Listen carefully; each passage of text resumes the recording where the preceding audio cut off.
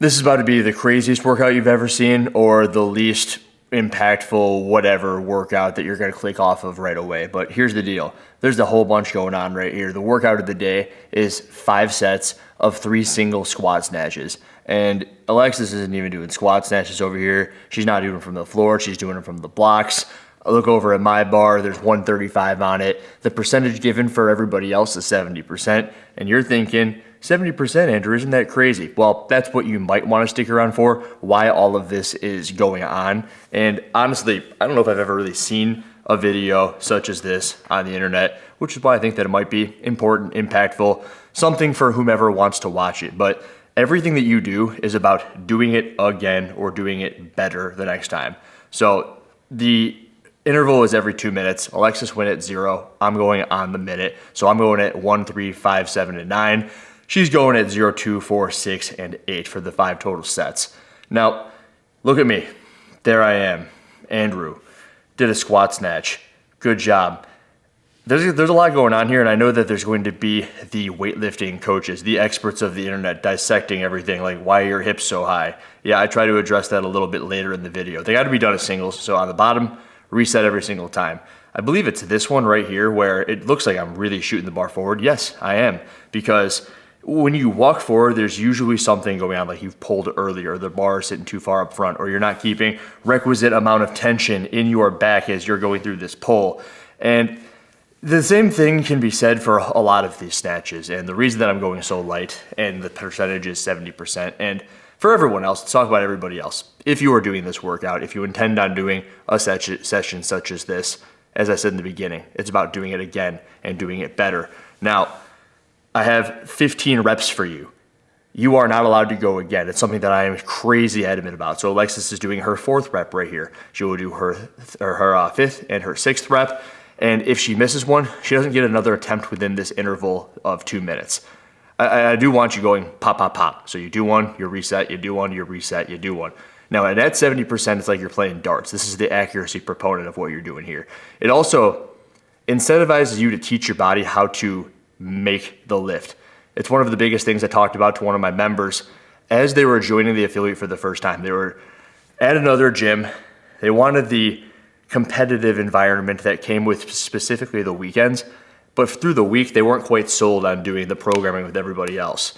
And like a lot of people, everybody comes around. I actually just made an entire Instagram post about how people come around and they continuously come around, but that's not what this is all about. In relation to that member in particular and the cohort of people that all navigated from one gym to another, they came in and they were doing what I believe was comp train at the time, and they were doing snatches and they were missing.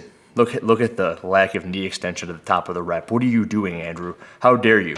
And I think I felt it, and if I recall as I was doing these, yep, fixed it. Good boy. Nice. That's something very important. While you're lifting, be super cognizant of what's going on. Like, yep, I know I didn't stand that one all the way up. Yep, that one was forward, but also the weight feels too light.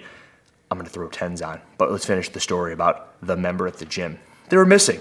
And I'm just thinking, dude, if you're going to miss more than half of your lifts, what's going to happen when it matters? Because you want to be competitive, right? You want to go to competitions. You want to be potentially on a team with us over at the regional.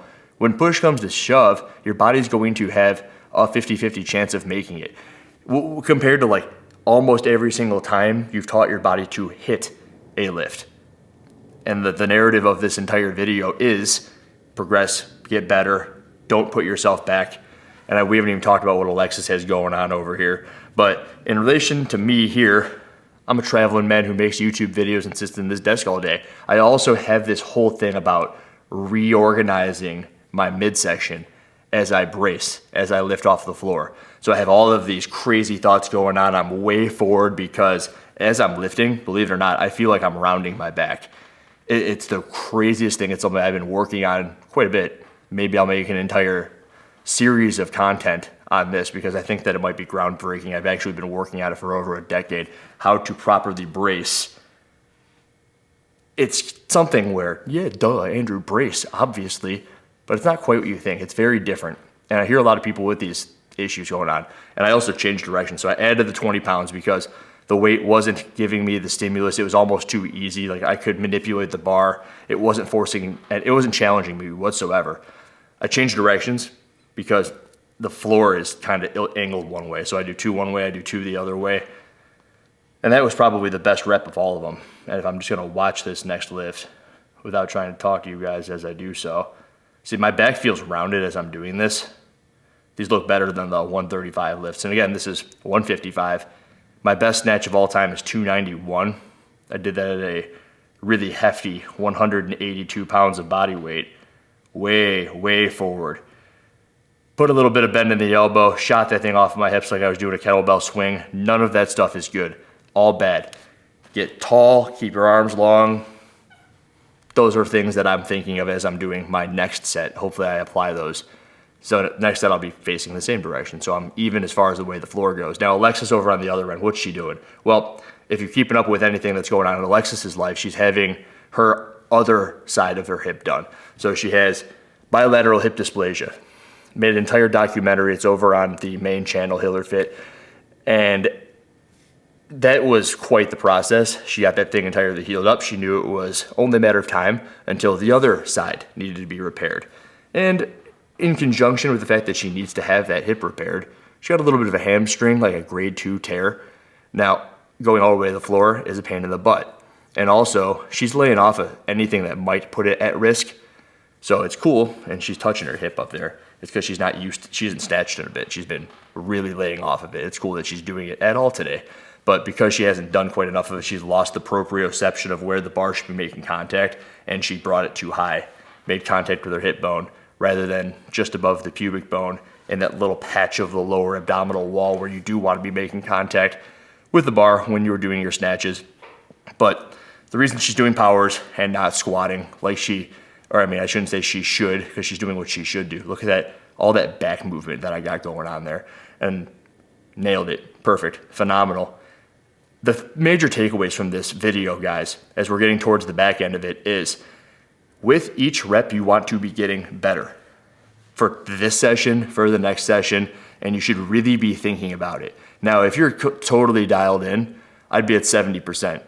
And see, I walked that one forward. So again, why did I walk it forward? In my head, I'm talking that back. What did I do? I felt myself really push the bar forward. I pulled too early. I tried to sneak under the bar, and as a result, I caught it forward in my feet. So as I'm coming out of the squat, I start moving forward. All of that stuff is no bueno. Now, if I didn't have these issues, if I really had my new position in my abdominals, my core, my midsection figured out, I was bracing, and I've been doing so for a year, put a belt on, fully gassed up on a bunch of testosterone.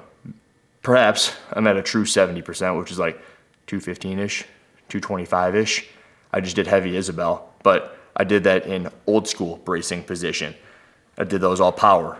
Now, I could do that today, but I don't think that that's progressive, and I'm attempting to be progressive. Look, I took Alexis out of focus here. And Alexis over here she's just trying to hit hip extension. She wants the upper back work that she's going to be getting from that, something that she talks about quite a bit as an esthetician. Something that people don't talk about is the trap activation that you will get from doing the snatches here. But also she wants to steer clear from potentially tweaking or putting back the soft recovery of that minor hamstring injury that she's got. And as I go through these, I actually get a little bit too in my head about what's going on. And I think, this is the one where I kind of tweak my wrist on the third rep. Look at that dog and Alexis. Looking over the clock, make sure that I go at my correct interval. Another thing, when you're doing interval work, pet peeve of mine is when people don't go at the 0. They're like, oh, it's the last one, so I'm gonna use the whole minute. I'm gonna go a little bit later. Yep, no knee extension there. So then I'm thinking about, okay, no knee extension. Before I bring this bar down, I gotta make sure that I get all the way up. Hip extension was good there. Stand that one all the way up before I bring it down. And then I missed this final rep here just because there was something going on with my wrist. I felt it during the second rep, hit the bottom here, and I'm like, that sucked. That wasn't so fun.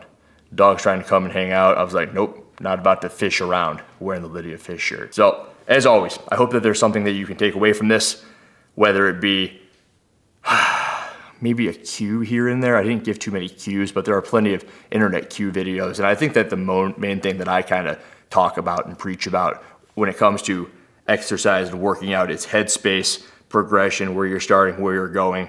And if I am going to snatch once or twice a week, as we do as part of the program, You should be thinking, shouldn't I always be trying to get better, not max out my capability every single day? So I backed it off. This will be done again. We're going to snatch again next week. And then I can reflect upon this week. I can think about everything that I thought about today, which you've heard a bunch of those thoughts. Alexis can think, oh, I was able to use the boxes and I was able to use 85 pounds as she did. I used 155 for those 3 sets. So when I'm going into Wodify where it says 5 sets of 3, I'm going to adjust that to 3 sets of 3. And I missed that final one. So I got to adjust that as well. I think that at this point, if you've made it, you've heard plenty for today. Appreciate everybody for watching. Check it out. See ya.